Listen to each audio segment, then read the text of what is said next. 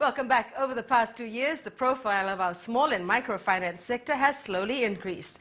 Now given a lot more attention considering their economic contribution, a leading regional player in this sector is hoping to replicate their success in Samoa and Tonga here. South Pacific Business Development opened its doors here last week with the simple aim to try and help poor and rural families, especially our women, access unsecured credit and savings facilities. Reporter Amelia Vunilemba spoke to SPBD founder Greg Casagrande on why Fiji and particularly why now. We started off with limited financing in the very beginning. We are purely a private initiative, initially funded by me. And after about 15 to 18 months or so, we found that a lot of the international development literature was indeed correct, that a dollar invested into a woman tends to yield a bigger developmental impact on the family than a dollar invested into a gentleman. Now that's just a general rule. It's not that all men are inferior to women. But nonetheless, men tend to spend some of their money on beer or liquor or cigarettes or some other unproductive things, whereas women will generally consistently invest in the family, and that's what we were most interested in. But our program does, we're there to help the entire family, and so men do greatly benefit from our program. We have many women who their first employee is their husband or their eldest son. We have many women who have got multiple lines of businesses. Some of those businesses may be run by a husband or by a son, but for us, the point of contact into the family is the woman. They're all very simple businesses for which there is some local demand and local need and for which they have a degree of expertise. So, for example, there are a lot of agricultural businesses, there are livestock businesses such as chicken farms, cow farms, pig farms. There are lots of food processing businesses, roadside stands, catering businesses.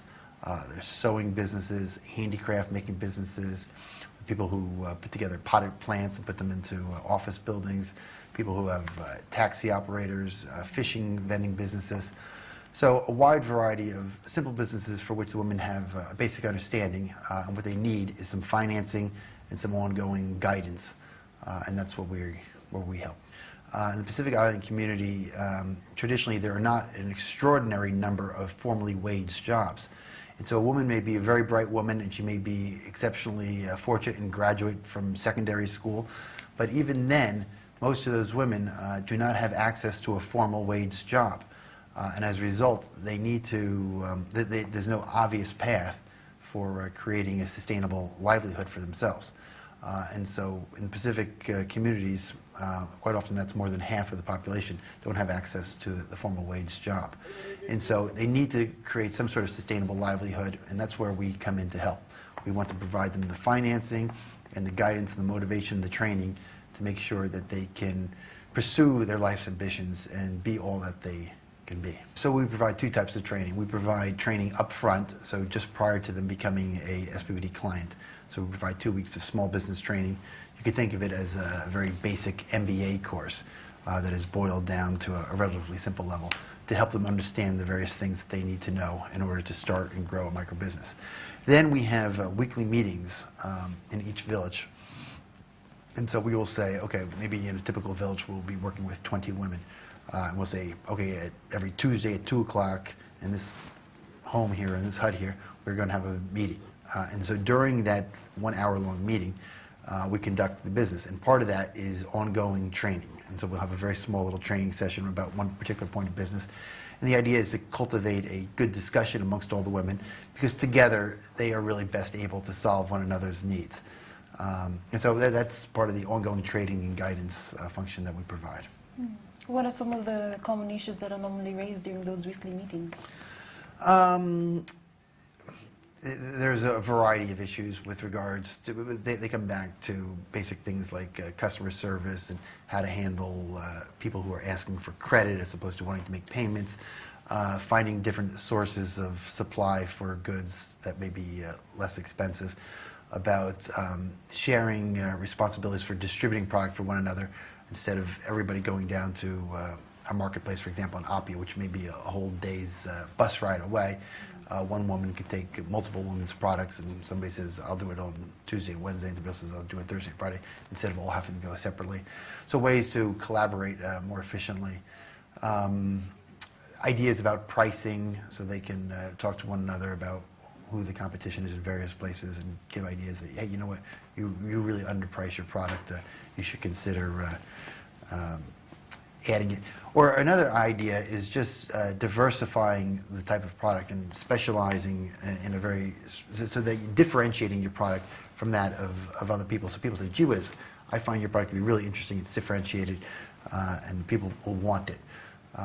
So for example, in Samoa, taro is a very basic staple product, but there are some more exotic fruits and vegetables that are very healthy that could be grown in Samoa, for example, like an avocado. And you don't see them as much in the marketplace. And so if you grow those, you will get there's very little competition for those products, and you can get a much better price for them. So we have a lot of women who have grown the sizes of their business substantially and who have done quite successfully, and other women who have sort of created these small business empires where they have opened multiple lines of businesses. They may have a store, they may have a pig farm, they may have an agricultural aspect to it, they may have a little restaurant. We have women who have got beach valet operators, which is sort of budget backpacker style accommodations. Many of those women are very successful and run multiple lines of business, which all sort of feed into one another. Okay. Fiji, what prompted the move to Fiji? Well, we've had tremendous success in Samoa and tremendous success in Tonga, and it's time now to go to a much larger nation, and to a nation where I think there's tremendous opportunity for the organization and a tremendous opportunity to change thousands and thousands of lives, especially in the rural sector, to empower women to follow their dreams and to be all that they aspire to be. So we've sort of proven ourselves in two smaller markets, and now we are ready to take a step up to what is a significantly larger market. And we've assembled a great team, and we've begun our initial outreach, and I'm quite excited that we will be very successful here in Fiji.